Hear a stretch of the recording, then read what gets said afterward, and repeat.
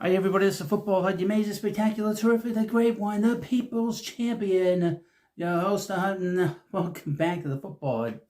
Hopefully you like this video, easy for me to say. Let's talk more about Shedeur Sanders, more fallout, and some more stuff's coming out. It's an article from the GiantsWire.USA today. Shedeur Sanders knows he didn't hit it off with the New York Giants coaches. One of the surprises from the 2025 NFL Draft was the Giants traded up for a second first-round pick. With that pick, general manager Joe Schoen selected Ole Miss quarterback Jackson Dart, who he clearly didn't believe would be available in round 2. It's also reported previously that the Giants would have selected Shedeur Sanders had Dart not been available.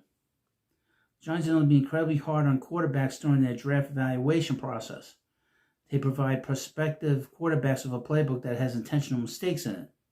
The goal is to see the quarterback and spot the mistakes. Sanders failed to accomplish that, and the Giants called him out on it.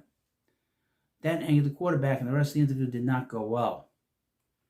In discussing the outcome of the draft with NFL executives around the league, ESPN's Jeremy Fowler learned that Sanders knew that interview didn't go well. The article goes, the Giants worked out Shedeur Sanders the week before the draft. Sanders sensed much earlier that New York probably wasn't in the cards for him. Sanders openly acknowledged during the pre-draft process that he didn't hit it off with Giants coaches, according to a source. Ultimately, Sanders fell to the Cleveland Browns in the 5th round of the draft, where he will still compete for the starting role with Joe Flacco and Dillon Gabriel. Deshaun Watson will likely miss the entire 2025 season, recovering from an Achilles tendon tear that required multiple surgeries.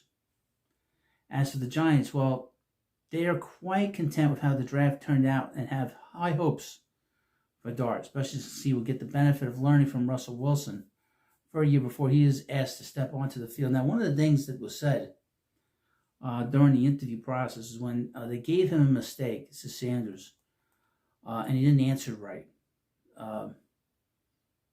And they asked him, they said that he made a mistake, and he's like, well, I guess maybe I'm not the right guy for you. I'm not the right quarterback. You can get mistakes wrong and have don't get all the answers right and still have a good interview. But that answer and his attitude is really what hurt him. From what the rumor is more of it's just a sort of shrugging off of the Giants, having the nerve to even ask him certain things. And this is sort of custom to sort of do this with quarterbacks, to give them, not easy questions, but give them hard questions to see if they catch any kind of problems they might encounter. Specifically with the playbook or some player, they ask him to explain a play that he might have done when he was playing for Colorado, for his father. So maybe they might have asked him, why didn't you throw it to this guy? And that's clearly the guy was open, or why'd you throw it to him instead? Stuff like that. I'm sure they asked him. But you got to look at it as a job interview. This was a job interview that he had with the Giants, and he didn't get it. And then the funny thing is that he gets punked on draft night with that kid from the kid that's the son of Jeff Albright, the former Jets head coach. Calls him and pranks him, tells him that he's from the Seahawks and that he's going to get drafted. And then he doesn't get drafted. That's bad enough, but then he has to go to the 5th round.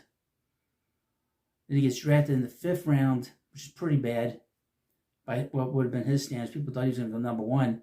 And then, of course, he gets drafted by the Browns.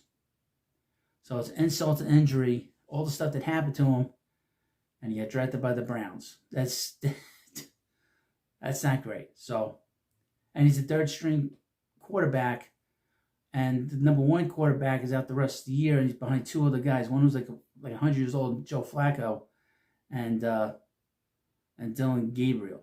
So he's number 3 really he's number 4 on the pecking list.